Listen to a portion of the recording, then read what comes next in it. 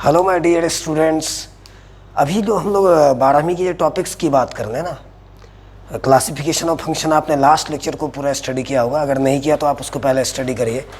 हमने previous lecture में polynomial function के बारे में डिस्कस किया था।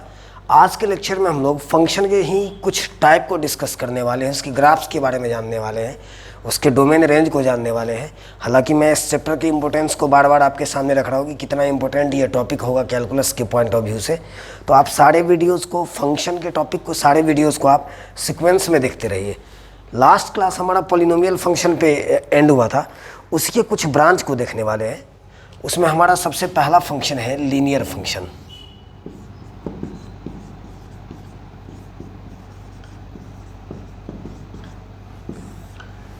मतलब पॉलिनोमियल का ब्रांच है ये। कांस्टेंट हमने डिस्कस किया लास्ट क्लास में, पॉलिनोमियल फंक्शन डिस्कस किया। ये हमारा पहला मतलब पॉलिनोमियल का पहला ब्रांच है लीनियर, जिसका डिग्री 1 होगा। तो देख लो इसका फॉर्मेट किस तरह का होगा। F x is equals to a x plus b. F x is equals to a x plus b के फॉर्मेट में जितना भी फंक्शन होगा सारा फंक्शन लीनियर है। वैसे भी ये x का पावर 1 दिख रहा है, मीन्स इसका डिग्री 1 है, तो ये लीनियर फंक्शन हो गया। और आपको पता होना चाहिए यहाँ पे a और b का अगर आप बात करोगे तो a b दोनों रियल नंबर है। साथ में एक कंडीशन और हमें पता होना चाहिए कि a कभी 0 के इक्वल नहीं हो सकता है। अगर मैं a को अगर 0 कर दूँ तो ये पार्ट यहाँ से गायब होगा, तो सिर्फ b बचेगा, means that is constant function. तो फिर लीनियर वाला कंडीशन एंड हो जाएगा, ये ध्यान में रखेंगे। दूसरी बात आपको पता होना चाहिए, इस फंक्शन का डोमेन और रेंज दोनों रियल नंबर होगा। डोमेन भी रियल नंबर होगा, रेंज भी रियल नंबर होगा। इसी में हम लोग अगर इसके ग्राफ्स का बात कर लें, इसके ग्राफ्स का अगर बात कर लें, छोटा छोटा पॉइंट्स है जो ध्यान में हमें रखना है। इसका ग्राफ एक स्ट्रेट लाइन होगा, क्लियर सी बात है, लाइन से ही लीनियर बना हुआ है। तो इसका graph, the graph of linear function is a straight line। अब जैसे कांस्टेंट का भी ग्राफ लीनियर था, स्ट्रेट लाइन था, लेकिन वहाँ पे कंडीशन था कि कांस्टेंट फंक्शन का जो ग्राफ होगा ना वो हमेशा एक्स एक्सिस के पैरेलल जाएगा। बट लीनियर फंक्शन का ग्राफ वो कहीं से भी पास आउट कर सकता है, वो प्लेन में, एक्स वाई प्लेन में कहीं से भी गुजर सकता है। तो चलिए मैं एक ग्राफ स्केच कर दूँ आपको। अगर मैं जैसे एग्जांपल देख लूँ, y is equals to x plus two, ये लीनियर फंक्शन है। y is equals to x plus two linear function है। अगर मैं इसके ग्राफ के प्लॉटिंग के बारे में अगर सोचूं तो आपको पता होना चाहिए, इसमें हम लोग ग्राफ्स के लिए जब जाएंगे तो क्लास 10th वाला मेथड पता है आपको, एक लाइन को खींचने के लिए 2 पॉइंट बहुत काफ़ी है। तो अगर मैं 2 पॉइंट यहाँ से अगर ले लूँ, एज्यूम कर लूँ, तो ऐसा करते इसमें एक बार x बराबर 0 तो y 2 आ रहा है, x अगर 0 रखेंगे तो y 2 आएगा, और अगर y अगर 0 रखेंगे तो x माइनस 2 आएगा। इन दोनों पॉइंट्स को आप मैच करवाइए, है ना। इस दोनों पॉइंट्स को हम लोग मैच करेंगे। x अगर 0 है तो y 2, x का 0 y का 2, x का माइनस 2 तो y का 0।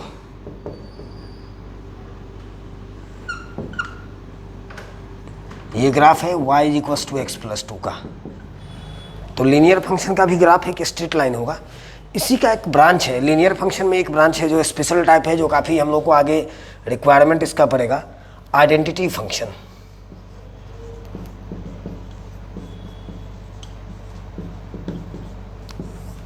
F x is equals to x,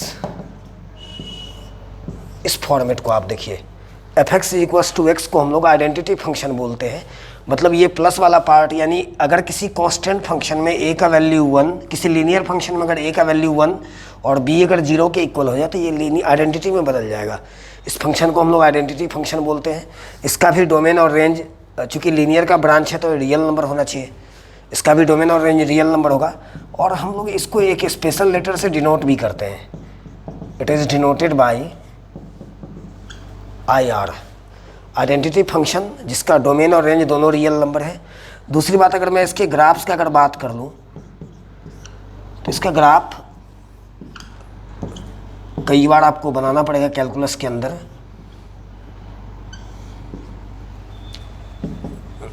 x axis है, वाई एक्सिस है, ये ग्राफ है y is equals to x का, y is equals to x का, y और x मतलब fx को हम लोग y जानते हैं, fx को y बोलेंगे, तो y x दोनों सेम है, मतलब ठीक मिडिल से गुजरेगा, और मिडिल से गुजरेगा तो इस लाइन को हम लोग एक और नाम से जानते हैं, इसको हम लोग क्वाड्रेंट बाइसेक्टर भी बोलते हैं, क्वाड्रेंट बाइसेक्टर, यानी ऐसा लाइन जो क्वाड्रेंट को बाइसेक्ट करके जाता हो, ठीक मिडिल से जाएगा, यानी ये एंगल 45 डिग्री का बनेगा। इस तरीके से हम लोग जान सकते हैं। इसी कड़ी में पॉलिनोमियल में ही एक ब्रांच हमें और देखना है, आज उस ब्रांच को कंप्लीट हम लोग करेंगे, क्वाड्रेटिक फंक्शन के बारे में। अब क्या है कि अभी तक आपने कांस्टेंट के बारे में बात किया, तो कांस्टेंट का भी ग्राफ एक स्ट्रेट लाइन था। उसके बाद अगर आपने आइडेंटिटी का लीनियर का बात किया, वो भी एक स्ट्रेट लाइन है उसका ग्राफ। आइडेंटिटी फंक्शन का बात किया तो इसका भी ग्राफ एक स्ट्रेट लाइन है। अभी जो हम लोग बात करने जा रहे हैं ना क्वाड्रेटिक फंक्शन के बारे में, यहाँ से कर्व बनना शुरू होगा, यानी कर्व लाइन बनेगा। तो हम लोग एक स्पेशल सेक्शन के बारे में आज जानेंगे, क्वाड्रेटिक फंक्शन।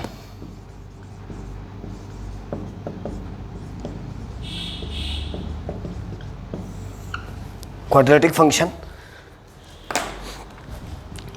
इसका फॉर्मेट देखिए आप किस तरह का होगा, f x is equal to a x square plus b x plus सी।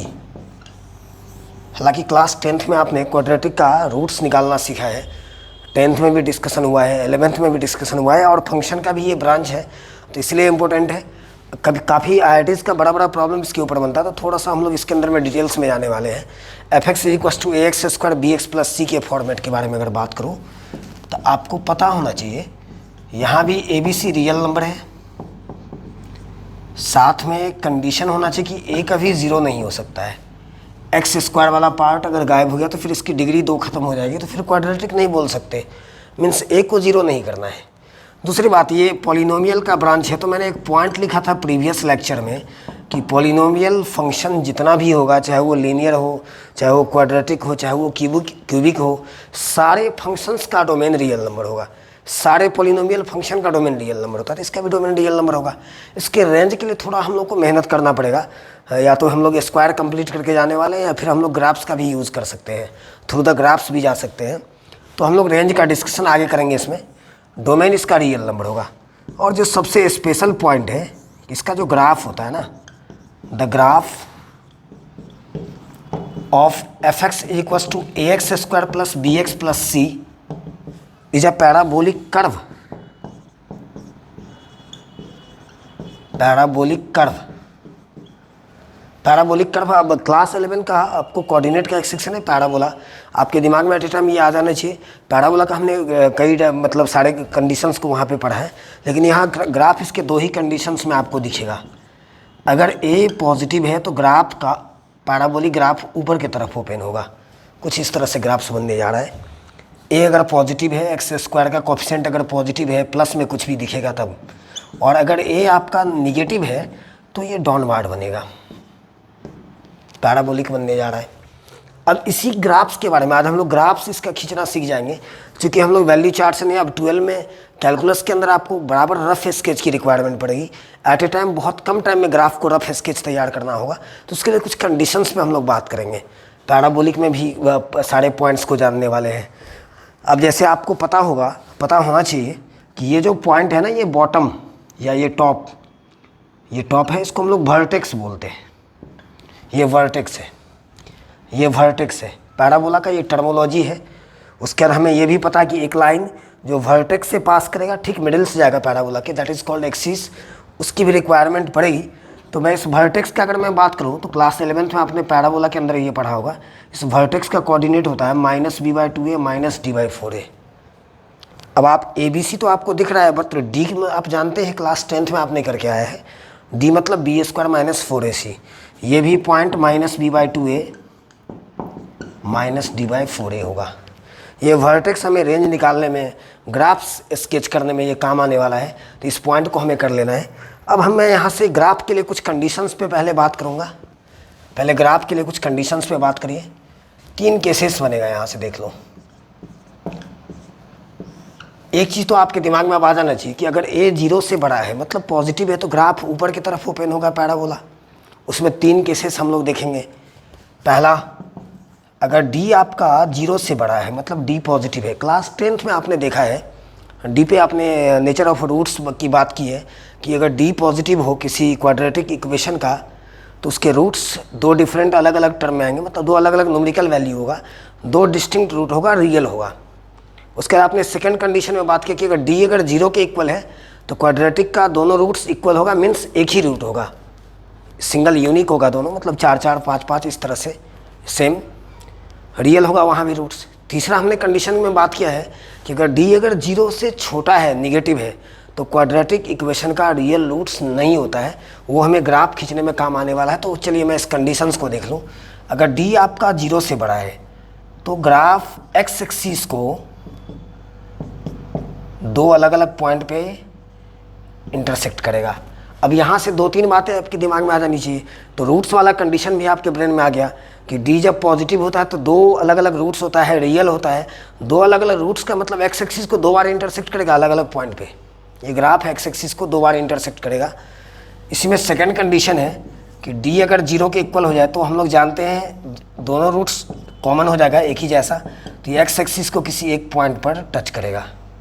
यानी क्वाड्रेटिक के ग्राफ को एक्स एक्सिस को टच करना, इंटरसेक्ट करना, रूट के कंडीशंस को, रूट के नेचर को बतला रहा है। तो यहाँ बहुत सारा चीज़ एक साथ हम लोग क्लियर कर लेंगे। और तीसरा हमारा पॉइंट है कि डी अगर निगेटिव है तो ग्राफ ना तो एक्स एक्सिस को टच करेगा ना इंटरसेक्ट करेगा, मीन्स नो रियल सॉल्यूशन। उसी तरीके से जब आप ए आपका निगेटिव हो तो ग्राफ डाउनवर्ड जाना है, ये पता है। इसमें भी 3 कंडीशन बनाएंगे। डी अगर 0 से बड़ा होगा, पॉजिटिव होगा, तो ग्राफ एक्स एक्सिस को 2 बार इंटरसेक्ट करेगा। डी अगर 0 के इक्वल है तो ग्राफ एक्स एक्सिस को 1 बार टच करेगा और डाउनवर्ड ओपन होना है इसको। और तीसरा इसमें भी कंडीशन है कि अगर डी अगर निगेटिव है तो ग्राफ यानी इक्वेशन का नो रूट्स होता है, नो रियल रूट्स, मतलब एक्स एक्सिस को ना टच करना चाहिए ना इंटरसेक्ट करना चाहिए। अगर ये कंडीशंस हमारे दिमाग में है तो हम लोग आसानी से क्वाड्रेटिक के ग्राफ को स्केच करना आज की क्लास में सीख जाएंगे। इन चीज़ों को हमें नोट्स करना है, इसका नोट आप अच्छे से रिवाइज करेंगे। अब चलिए मैं एक ग्राफ आपको डिस्कस कर दूँ। एक ग्राफ अगर आपने सही से जान गया ना तो आई थिंक क्वाड्रेटिक का ग्राफ फिर आपको कभी प्रॉब्लम नहीं होगा। ये कंडीशन हमें नोट करना है।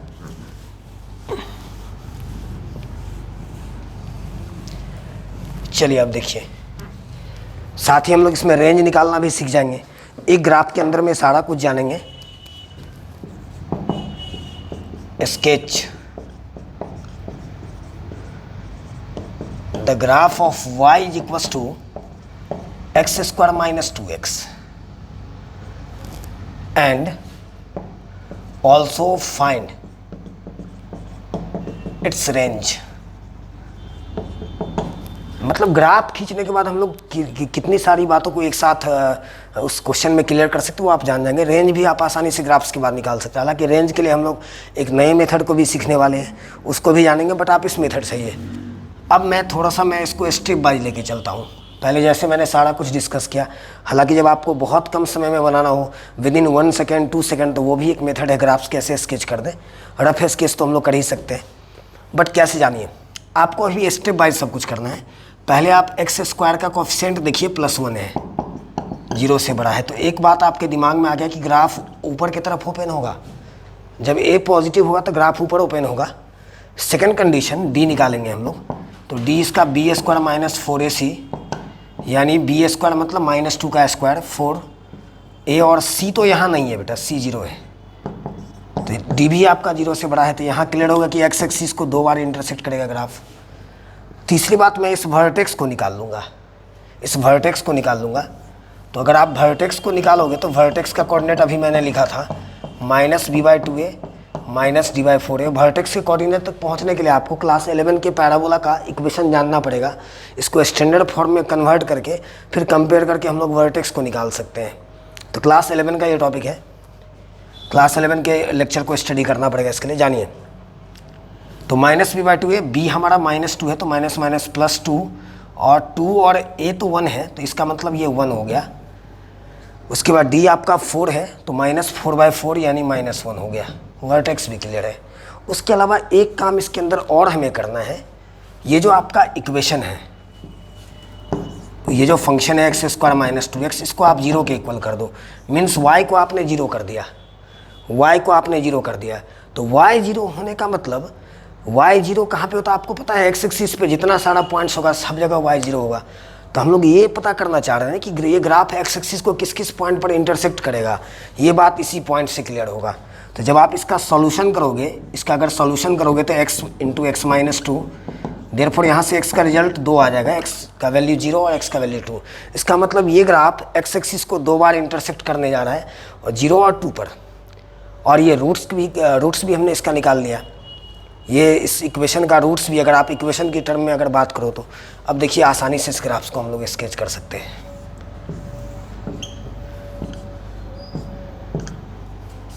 X axis y axis form कर दिया।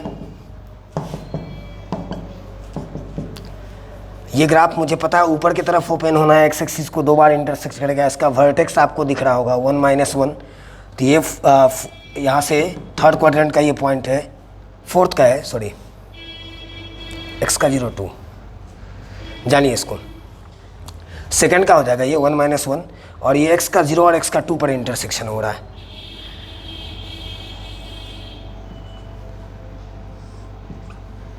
इस तरह से होगा, x का 0 x का 2, यानी 0 0 और 2 0 से ये ग्राफ एक्स एक्सिस को इंटरसेक्ट करेगा, ऊपर की तरफ ओपन होगा, एक्स एक्सिस 2 बार इंटरसेक्ट भी हो गया। और ये जो पॉइंट है ये वर्टेक्स है, ये 1 और -1 है, 1 और -1 है। तो यहाँ से एक चीज़ और क्लियर हो जाएगा, जब आपने इस ग्राफ को बना दिया, इसका वर्टेक्स हमने क्लियर कर लिया, तो आप देख रहे होंगे कि ये ग्राफ का लोएस्ट पॉइंट है, लोएस्ट है, या तो इसके नीचे ग्राफ नहीं है, इसके ऊपर ही ग्राफ जा रहा है इनफाइनाइट की तरफ। मैं थोड़ा रेंज की बात करना चाह रहा हूँ। तो बताइए इस पॉइंट पे y का मिनिमम वैल्यू, y का वैल्यू -1 है, y -1 है, यानी y का वैल्यू मिनिमम -1 होगा या फिर उससे आगे बढ़ेगा। इट मीन्स इस ग्राफ से हम लोग रेंज भी लिख सकते हैं, इसका रेंज होगा -1 से लेकर इनफाइनाइट तक, इस तरीके से भी जा सकते हैं। तो आज आप खुद से कई क्वाड्रेटिक फंक्शन को उठाइए, उस ग्राफ को प्लॉट करिए, रेंज निकालना सीखिए। और मैंने लास्ट लेक्चर में भी डिस्कस किया था कि एज मैथमेटिक्स का आप डाउनलोड कर लेंगे प्ले स्टोर से, बहुत जल्द हम लोग उस पर सबसे पहले जेई का बैच क्रिएट करने वाले, वहाँ भी आपको ढेर सारा मटेरियल अवेलेबल होगा। इसी तरीके से सीक्वेंस में करते रहेंगे। आज के बाद कम से कम क्वाड्रेटिक के ग्राफ को आप अच्छे से बना सके, इसके लिए इस वीडियो लेक्चर को अच्छे से देखिए। Thank you so much.